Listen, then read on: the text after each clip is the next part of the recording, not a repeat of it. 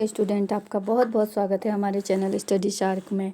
आज हम आपके लिए लेकर आए हैं हिस्ट्री वाला पोर्शन क्लास 9th का जो सेकंड लेसन है, यूरोप में समाजवाद एवं रूसी क्रांति। इसके जो है मेन पॉइंट, जो मुख्य बिंदु हमारे हैं, नोट्स जो हैं वो हम आपको छोटे छोटे क्वेश्चन आंसर के रूप में इसमें कराएंगे ताकि आपको अच्छे से समझ में आ जाए। तो डियर स्टूडेंट, जिसने अभी तक हमारे चैनल को लाइक नहीं किया है और सब्सक्राइब नहीं किया है, प्लीज़ वो लाइक, शेयर और सब्सक्राइब ज़रूर कीजिए। ठीक है, चलिए हम शुरू करते हैं इस लेसन को, जो कि एसएसटी का हिस्ट्री वाले पोर्शन का नया लेसन है। ठीक है, तो पहला क्वेश्चन हम लेंगे, वह कौन सी विचारधारा है जो समाज के पुनर्गठन का काम करती है? तो इसका जवाब है समाजवादी विचारधारा। ठीक है, तो आप क्या लिखेंगे? समाजवादी विचारधारा। ठीक है, अगला क्वेश्चन है, उदारवादी किसे कहा जाता है? तो इसका जवाब है उदारवादी एक विचारधारा है जिसमें सभी धर्मों को बराबर का सम्मान और जगह मिले। वे व्यक्ति मात्र के अधिकारी की रक्षा के पक्षधर थे। ठीक है, चलिए अगला क्वेश्चन है, रूस में उदारवादी विचारधारा समूह लोकतंत्रवादी नहीं था, क्यों? आपसे ऐसा क्वेश्चन पूछा जा सकता है कि रूस में उदारवादी विचारधारा समूह लोकतंत्रवादी नहीं था, तो क्यों नहीं था? ठीक है, तो इसका जवाब आप लिखेंगे, यह समूह लोकतंत्रवादी नहीं था। ये लोग सार्वभौमिक वयस्क मताधिकार यानी सभी वयस्क नागरिकों को वोट का अधिकार देने के पक्ष में नहीं थे। उनका मानना था कि वोट का अधिकार केवल संपत्तिधारियों को ही मिलना चाहिए। ठीक है, चलिए अगला क्वेश्चन हम लेते हैं, समाजवादी विचारधारा से आप क्या समझते हैं? तो आप इस लेसन में पढ़ेंगे, डिटेल में हम आपको नए सेशन में पढ़ाएंगे, लेकिन अभी हम आपको शॉर्ट में इसलिए नोट्स के रूप में बता रहे हैं कि समाजवादी विचारधारा से आप क्या समझते हैं, ताकि आपको ये क्वेश्चन समझ में आ जाए और आप एग्जाम में लिख सकें। ठीक है, समाजवादी विचारधारा वह विचारधारा है जो निजी संपत्ति रखने के विरोधी है और समाज में सभी को न्याय और संतुलन पर आधारित जो है विचारधारा है। ठीक है, अगला क्वेश्चन है, समाजवादी विचार निजी संपत्ति का विरोध क्यों करते हैं? जो समाजवादी लोग थे वो निजी संपत्ति का विरोध क्यों करते थे? तो क्यों करते थे? समाजवादी जो है निजी संपत्ति का विरोध इसलिए कर रहे थे क्योंकि निजी संपत्तियां सामंतवाद और समाज में एक असंतुलन को जन्म देती है। ठीक है, चलिए अगला क्वेश्चन देते हैं, रेडिकल समूह की क्या विशेषता है, क्या विचारधारा थी? एक विचारधारा जो रेडिकल समूह था उसकी क्या विचारधारा थी, अब आपसे ये पूछा जा रहा है। तो इसका जवाब है, वे ऐसी सरकार के पक्ष में थे जो देश की आबादी के बहुमत के समर्थन पर आधारित हो। ठीक है, अगला पॉइंट है, इनमें से बहुत सारे लोग महिला मताधिकार आंदोलन के भी समर्थक थे। अगला क्वेश्चन है, अगला पॉइंट है, ये लोग बड़े जमींदारों और संपन्न उद्योगपतियों को प्राप्त किसी भी तरह के विशेषाधिकारों के खिलाफ थे। और दूसरा इनकी विचारधारा क्या थी कि ये किसी भी निजी संपत्तियों के विरोधी नहीं थे। कौन? रेडिकल समूह वाले। ठीक है, ये लेकिन केवल चंद लोगों के पास संपत्ति के केंद्रण के खिलाफ थे। ये ऐसे खिलाफ थे कि केवल कुछ ही लोग जो संपत्ति जिनके जो केंद्रित हैं उन लोगों के खिलाफ ये समूह था। ठीक है, रूढ़िवादी रूस में किस प्रकार का बदलाव चाहते थे? तो रूढ़िवादी लोग रूस में किस तरह का बदलाव चाहते थे? तो इसका आंसर है, रूढ़िवादी तबका रेडिकल और उदारवादी दोनों के खिलाफ था और वे बदलाव की धीमी प्रक्रिया चाहते थे। वह चाहते थे कि अतीत का सम्मान किया जाए, अर्थात अतीत को पूरी तरह ठुकराया ना जाए। वो चाहते थे कि अतीत को पूरी तरह ठुकराया भी नहीं जाना चाहिए। ठीक है, चलिए अगला क्वेश्चन हम लेंगे, रूस में समाजवादियों की क्या प्रमुख विचारधाराएं थी? ये इम्पोर्टेंट क्वेश्चन है। तो इसका जवाब है, वे निजी संपत्ति के विरोधी थे, यानी वे संपत्ति पर निजी स्वामित्व को सही नहीं मानते थे। ठीक है, अगला पॉइंट है, वे संपत्ति के निजी स्वामित्व की व्याख्या से ही सारी समस्याओं की जड़ मानते थे। ठीक है, और अगला पॉइंट आप लिखेंगे, कुछ समाजवादियों को कोऑपरेटिव यानी सामूहिक उद्यम के विचार में दिलचस्पी थी। ठीक, अगला पॉइंट है, केवल व्यक्तिगत पहलकदमी से बहुत बड़े सामूहिक खेत नहीं बनाए जा सकते थे। वह चाहते थे कि सरकार अपनी तरफ से सामूहिक खेती को बढ़ावा दे। अगला पॉइंट है, वे चाहते थे कि सरकार पूंजीवादी उद्यम की जगह सामूहिक उद्यम को जो है बढ़ावा दे। ठीक है, चलिए अगला पॉइंट है, रूस में उदारवादी विचारधारा का वर्णन कीजिए। अब आपको ये जानना है कि रूस में उदारवादी विचारधारा क्या थी। ठीक है, तो पहला, सभी धर्मों में बराबर का सम्मान, सभी धर्मों को जो है बराबर का सम्मान और जगह मिले।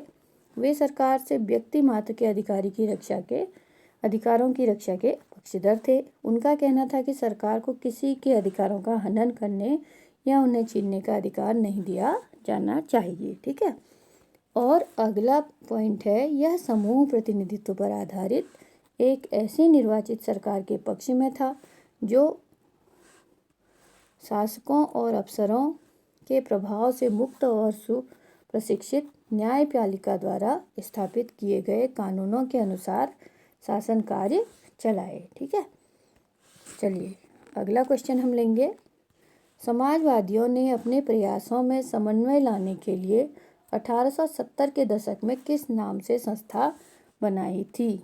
तो प्रयासों में समन्वय लाने के लिए किस नाम से एक संस्था बनाई गई थी, तो वो थी द्वितीय इंटरनेशनल। ठीक है, अगला क्वेश्चन है, इंग्लैंड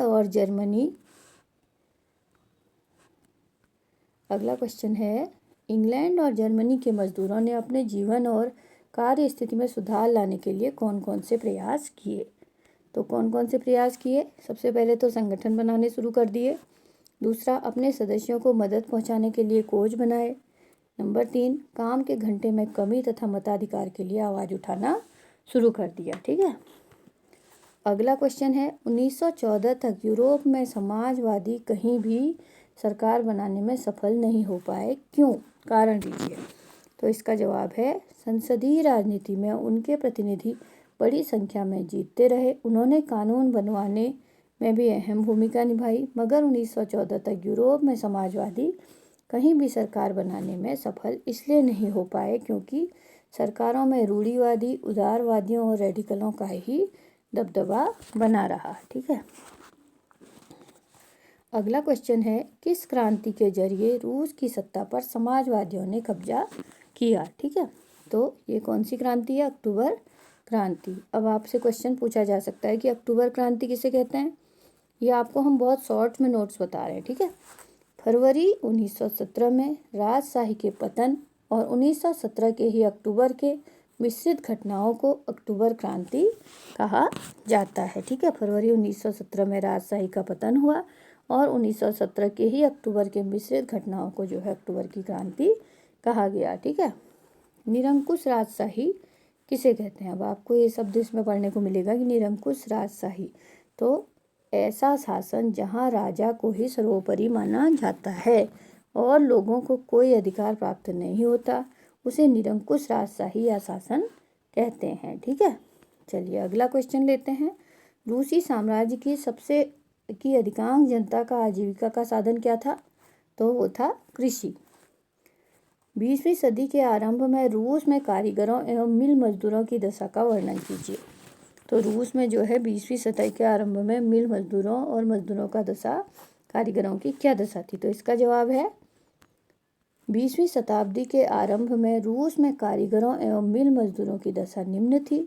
किसी को जब नौकरी से निकाल दिया जाता था तो मजदूर एकजुट होकर हड़ताल करते थे। काम की पाली के घंटे निश्चित थे, इस बात का ध्यान रखने के लिए कि सरकारी विभाग फैक्ट्रियों पर नज़र रखते थे।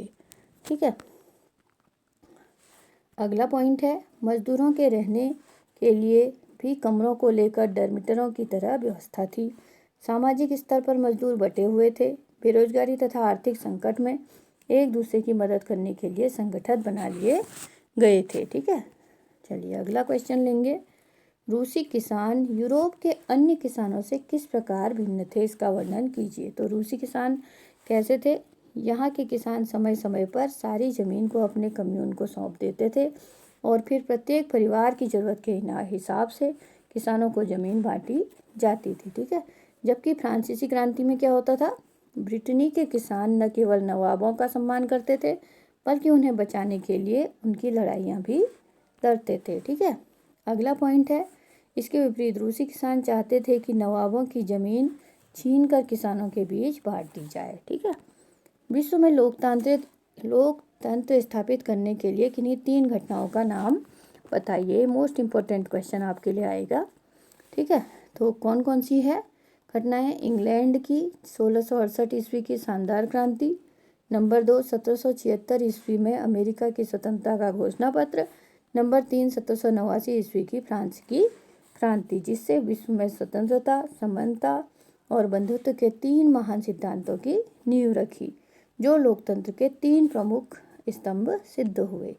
ठीक है, चलिए अगला क्वेश्चन हम लेंगे, खूनी रविवार से आप क्या समझते हैं? ठीक है, रूस में जार शासन में जनवरी 1905 ईस्वी के एक रविवार के दिन कुछ लोगों ने जुलूस निकालकर जार से मिलने और एक याचिका देने की कोशिश की, परंतु जार ने सैनिकों ने उन पर गोलियां बरसाई, जिनमें लगभग 1000 मजदूर मारे गए और कई हजार घायल हुए। इसलिए इस हत्याकांड को खूनी रविवार के नाम से जाना जाता है। ठीक है, अब है सोवियत शब्द की व्याख्या अपने शब्दों में कीजिए। तो इसका जवाब क्या लिखेंगे आप? मजदूरों के प्रतिनिधि के परिषद को 1905 ईस्वी में रूसी क्रांति के बाद पहली बार सोवियत का नाम दिया गया। सोवियत शब्द रूस में मजदूरों किसानों के संघ को कहा जाता है। ठीक है, चलिए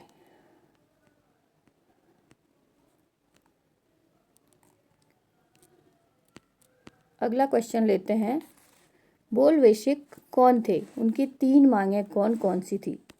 तो बोल्शेविक कौन थे? बोल्शेविक रूस की एक राजनीतिक पार्टी थी जिसका नेता कौन था? लेनिन था।